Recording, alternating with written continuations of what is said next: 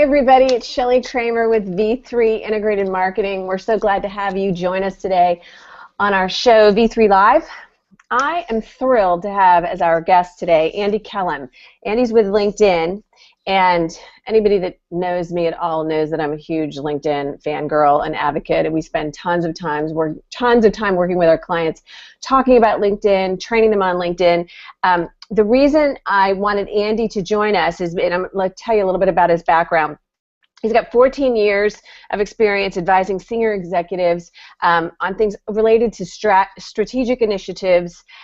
He's really been focused on business development, working with clients to help with business development, to help HR teams with their initiatives, and he really is awesome at working with companies to help them adopt leading-edge tools, LinkedIn, social selling, software, and business practices to help them develop a competitive edge in the marketplace, which is the kind of secret weapon that you want.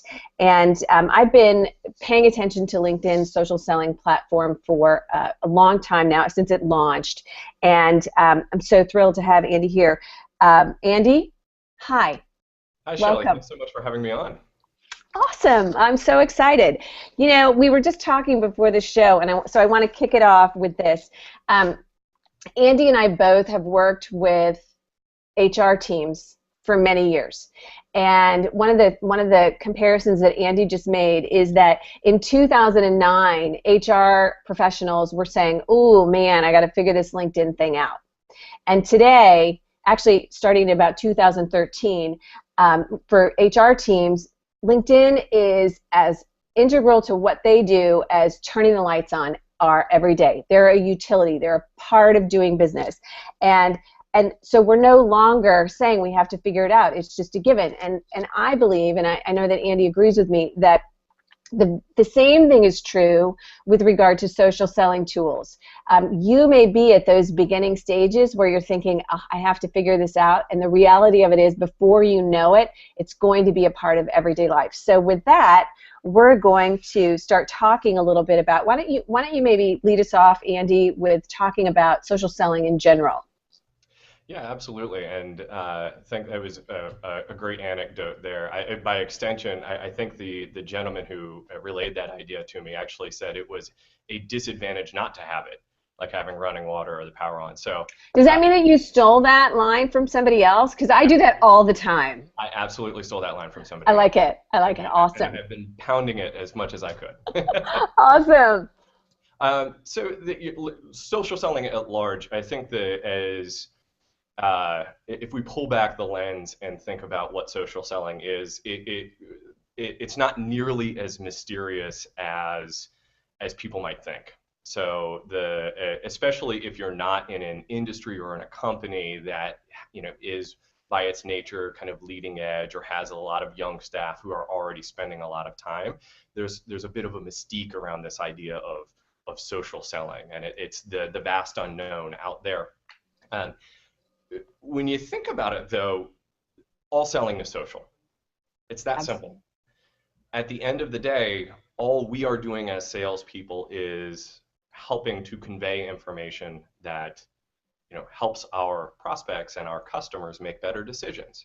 And sometimes that information is best delivered across the desk. Sometimes it's best delivered across the bar. And all LinkedIn is doing, very simply, is giving people a much more robust platform for being able to have those interactions and keep their expertise and their reputation and their solutions top of mind. Not everybody's going to be ready to buy every time. Right. But in terms of that social interaction and that information exchange, all LinkedIn really is a really powerful, broad platform for being able to do that. I agree. One of the lines that I use, which I'm not sure whether or not I stole from somebody or whether it was mine, but I probably stole it. I believe that relationships today are built with information, and that's really what you're saying.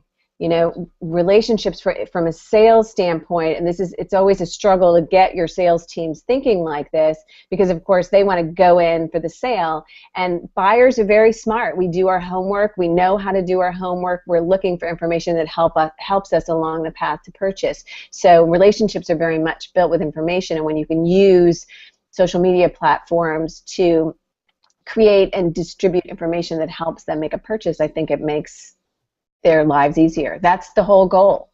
Right. And there are a number of different research houses like CEB and Forrester that have talked about how far down the buying cycle buyers are before they invite a salesperson to the conversation. Right. Anywhere from 50, the numbers are different. It's really I've seen anywhere from 50 to 90. I usually use Serious Decisions number, which is 70. Okay, 70% of the way down the path to a buying decision before they ever agree to take your call. Right. So it's almost like an arms race. Like CEB is 57, Forrester was 60, Sirius is 70. Yeah. What the actual number is doesn't matter nearly as much as the trend. And it's really kind of the consumerization of the B2B sale.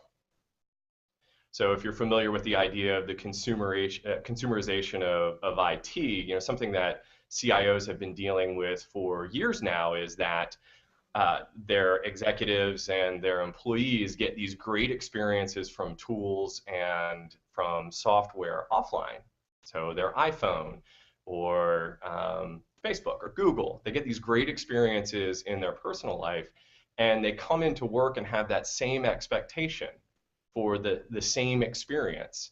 And ultimately, they just say, you know what, IT, I don't care about what you have to give me. I'm just going to bring my own thing in. And I see. that expectation of what you experience outside the office is creeping into the B2B sales realm as well.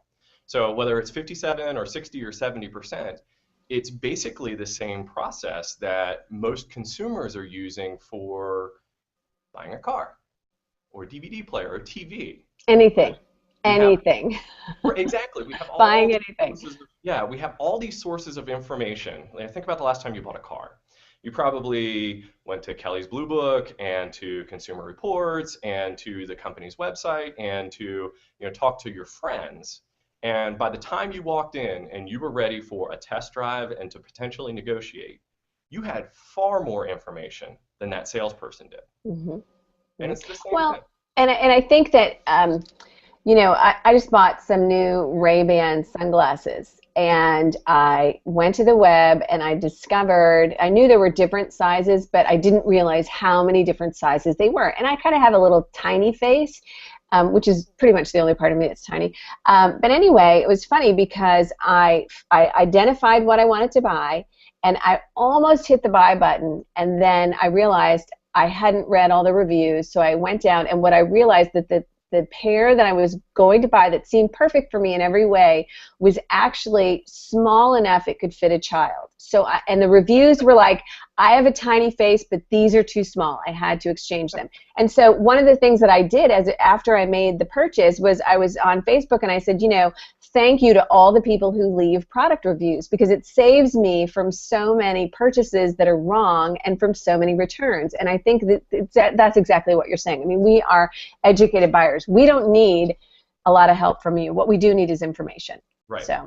And that brings about the first point, and I'm sure you're very experienced with this, is in that sort of inevitability of using, and you could even speak more broadly to social media, but obviously I'm concerned with LinkedIn.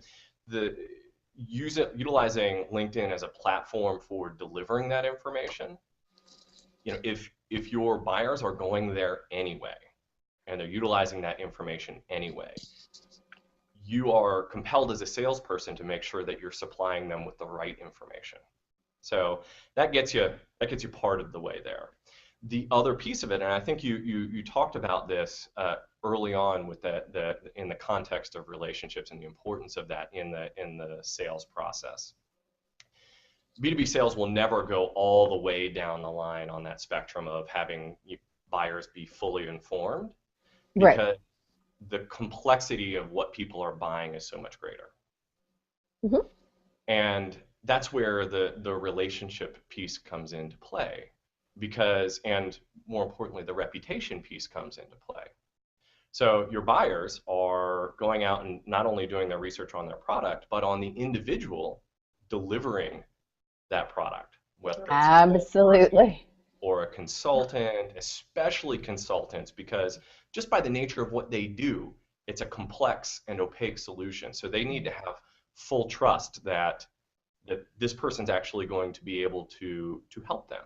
Mhm. And add that to the sheer volume of information that buying executives have to consume and synthesize on a daily basis. The simplest way to get down to the solution that's most likely to be right is ask somebody you trust. Mm-hmm.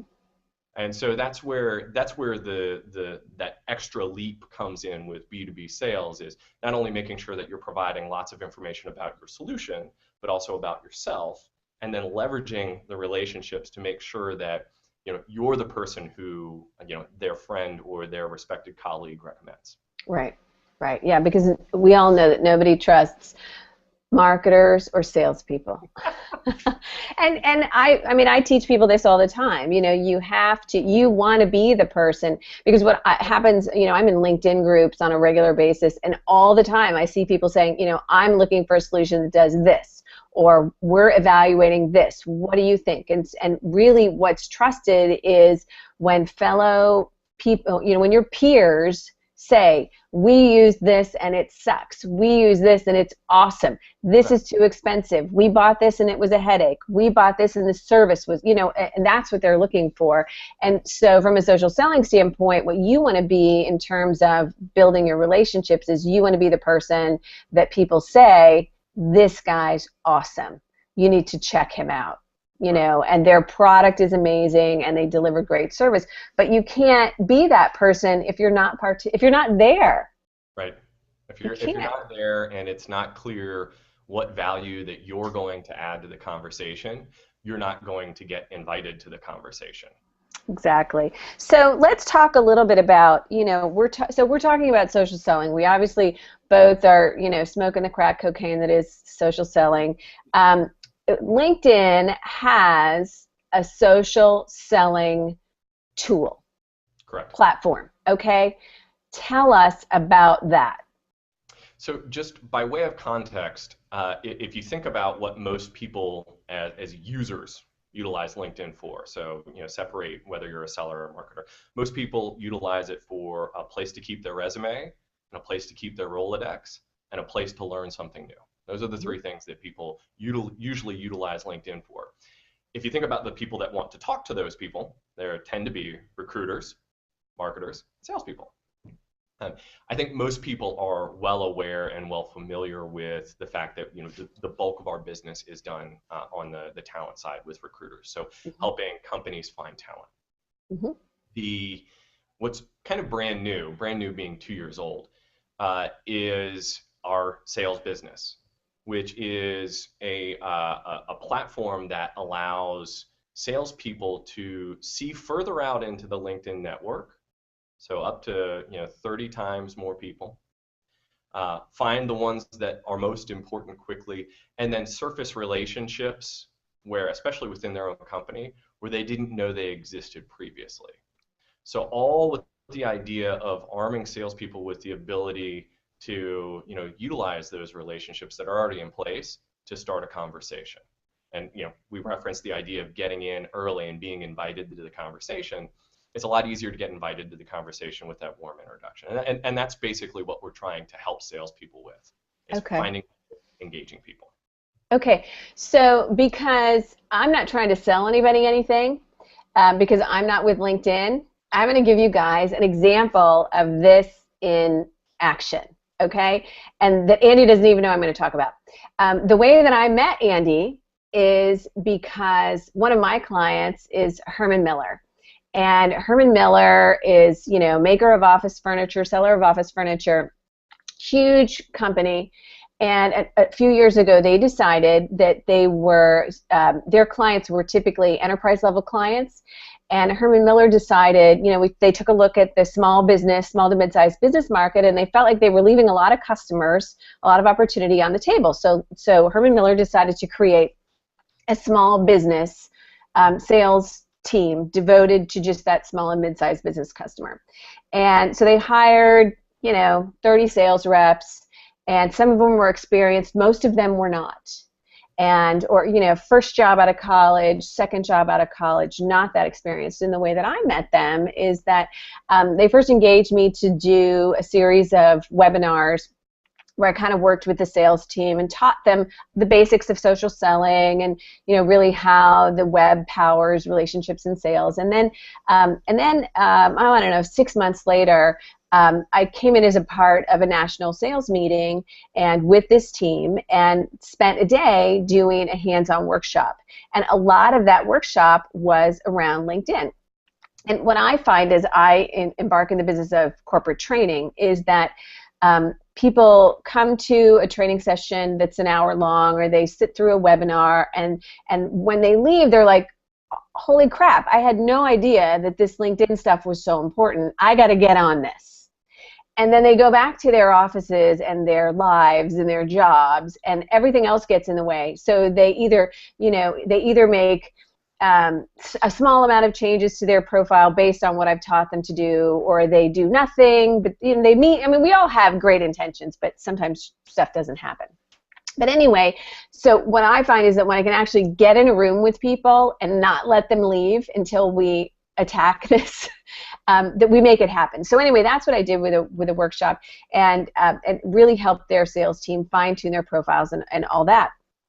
So the challenge that young members of your sales team face is that they don't have the experience, they don't have the connections, they don't have the relationships that some of your more seasoned sales professionals do. And that doesn't mean that every one of your seasoned sales professionals is killing LinkedIn. Sometimes it's just one or two that really get the power of social selling and how to use LinkedIn. But what I love about the social selling platform that you guys have developed is that what the tool does is it allows, say I'm with a company and I'm a seasoned sales pro and I have 3,500 LinkedIn connections. I know everybody. I've been doing this for 20 years, totally dialed in, use the platform, use other platforms, everything else. What the social selling tool does is if there are 7 young sales reps within the organization and we're all using the social selling capabilities of LinkedIn, it allows those young people, those people with less robust networks, they don't all have to be young, to tap into my networks. We're all part of the same sales team. This is not information we're sharing with a competitor. We are a sales team and we are charged with selling more stuff to more people. And I have a bigger wagon than anybody else does. So they can hitch to my wagon by way of this tool, and it helps them get connected to the people they're trying to reach more quickly. How about that? That's great. And I think you can extend that same use case scenario to people who are new to the company, or Absolutely. or have been previously a consultant or a marketer or an engineer and are stepping into a sales role. So any of those occasions where you've got somebody who's kind of plugging in new, Yeah. it's your opportunity to get them onboarded more quickly, Fast track. the likelihood of them actually being successful, so they stay, things like that. Yeah, no, I think that's really cool, and that's the thing that I love so much about it. It really does fast track, your people, and it also allows you to capitalize on the assets within your organization who really are dialed into the social space, who've built vast networks and that sort of thing. So I think that's really important, and then I think it also helps connect your sales team in kind of a more meaningful way. Yeah, we've talked about this with publicly before, and this idea that right now every company who is not leveraging this particular tool, every company is sitting on a completely untapped asset. Mm-hmm. So if you've ever had if you've ever seen your in-map where you see that cloud, Yeah. all your connections. So if you can imagine as you look around your office, there is a cloud of everybody's connections sitting over their head, but right now they're all unattached. And so you're literally, by highlighting those connections within your own company, you're creating an asset out of nothing. Right. Well, it's leveraging your internal assets to help build sales opportunities, to help with content distribution, to help with brand awareness, to help with thought leadership. It's such a big, I think it can give you such a big push. Yep. I'm a fan. So what do we talk about the concept of project versus practice? Have we touched on that? Well, I think you alluded to it. Okay. In a lot of the work that you do is probably, although dives quite a bit deeper. One of the things that I'll have consistent conversations around is, okay, great, you're going to give me a tool with a lot of extra power. How do I make sure that people are actually utilizing it in the right way? And how do I separate the skill set that goes along with that versus just everyday LinkedIn usage? How do I make sure that people adopt quickly? And so if we think about that idea of project versus habit, when it comes to leveraging, for example, your profile in the right way, and then building and engaging with your network the right way, the first one's a project. You spend an hour or 2 hours, updating your profile, making sure that it is representative of your reputation, not just your resume. How am I going to help you, prospective customer? What do I bring to the table? What do I bring to the table? Not just I was in, responsible for. Yeah, nobody cares that I went to President's Club. Nobody cares. People do want to know that I'm actually going to help them. And so kind of that we talk a lot about that idea of moving from resume to reputation. So you're actually you're communicating not to the recruiter for your next job, but to the prospect for your next contract. And so that's the project. And kind of like spring cleaning or putting away your winter clothes, maybe you do it once or twice a year and make sure that profile is updated and accurate and is saying the things that you want it to say and representative of the things that you do. So you don't have to, once you get it in place, it's little bits and pieces here and there, maybe twice a year. The habit piece comes with the engagement of your network. And so, we've built out plenty of tools both on the desktop version and the free contacts app on your phone and those things to help you understand, hey, just little social stuff, the greasing of the skids, happy birthday, congrats on the new job, et cetera, et cetera. Things that don't have anything to do with, hey, are you going to sign my contract? Right. But do help you stay top of mind with, all of those people in your network. And that doesn't take much time. That's 5 minutes a day. Just wake up, do it before you get, during your first coffee or the first thing when you sit down. And it's kind of like tending a garden. And so you don't want the weeds to get out of control, but you do want to make sure the flowers bloom. So that's when we talk about the project versus the habit. Again, simplifying this, it doesn't take a lot of time or mysterious expertise to manage your reputation online. It just takes a little bit of dedication. You just got to want it. Yep.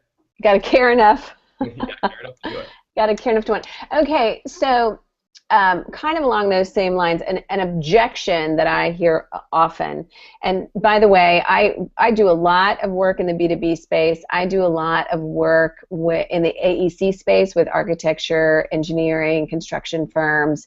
I jokingly refer to my clients